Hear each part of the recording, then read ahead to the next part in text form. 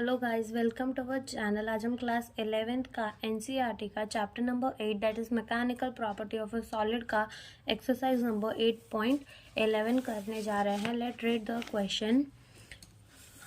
A 14.5 kg mass fastened to the end of a steel wire of unstretched length 1 meter is whirled in a vertical circle with the angular velocity of 2 revolution per second।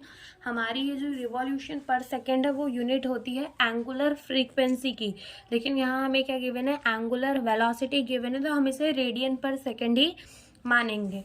At the bottom of the circle the cross section area of a wire is the 0.065 centimetre square. Calculate the elongation of the wire when the mass at the lowest point of its path. तो हमें इस question पर क्या बोला है कि हमारा यहाँ पर एक मास है, कितने, ये जो है ये मास हमारा कितने का है, 14.5 kg का मास है।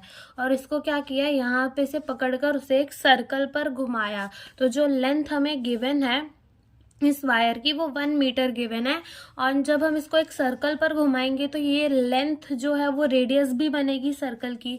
तो लेंथ हमारा रेडियस के इक्वल होगा कितना, 1 मीटर। और जो हमें एंगुलर वेलोसिटी यानी कि ओमेगा, जो ओमेगा हमें गिवन है वो 2 रिवॉल्यूशन पर सेकेंड है। तो हम लिख लेते हैं ओमेगा हमें क्या गिवन है, 2 रिवॉल्यूशन पर सेकेंड, लेकिन रिवॉल्यूशन किसकी यूनिट होती है, एंगुलर फ्रीक्वेंसी की।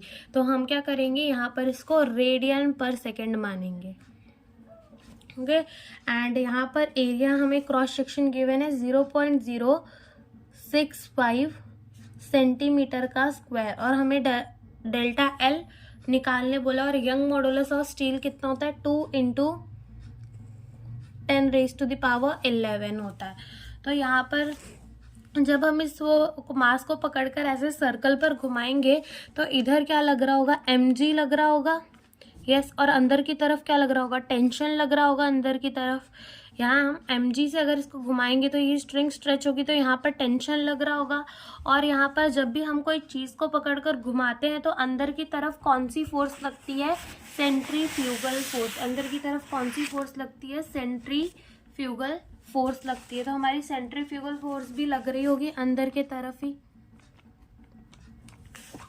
तो ये हमारी सेंट्रीफ्यूगल फोर्स भी लग रही होगी अंदर के तरफ ही।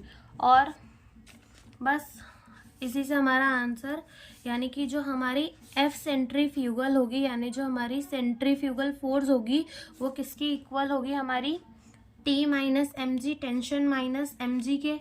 और जो हमारी टेंशन होगी वो किसकी इक्वल होगी, F centripetal plus M G के।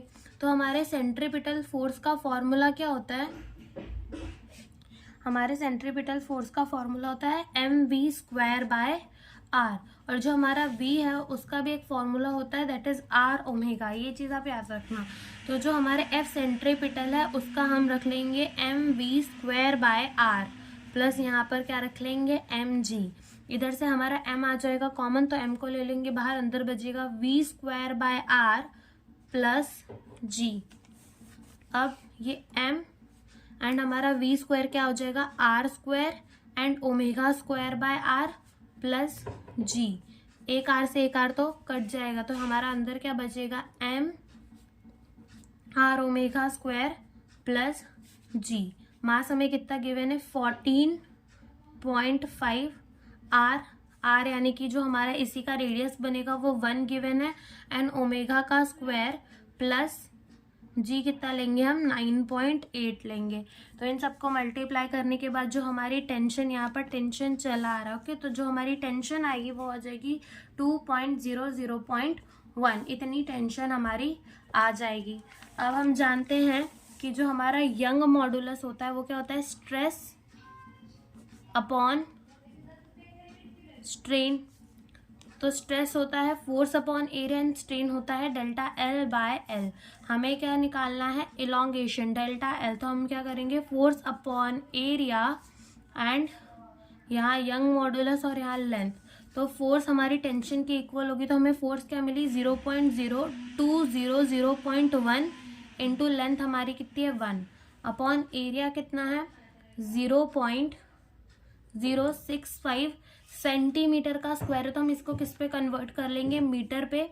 तो 10⁻⁻⁴ metre square into Young modulus है 2 इंटू 10⁻11। तो जो हमारा डेल्टा एल आएगा, इन सबको मल्टीप्लाई एंड डिवाइड करने के बाद हमारा डेल्टा एल आ जाएगा 1539.2 इंटू 10⁻⁻7।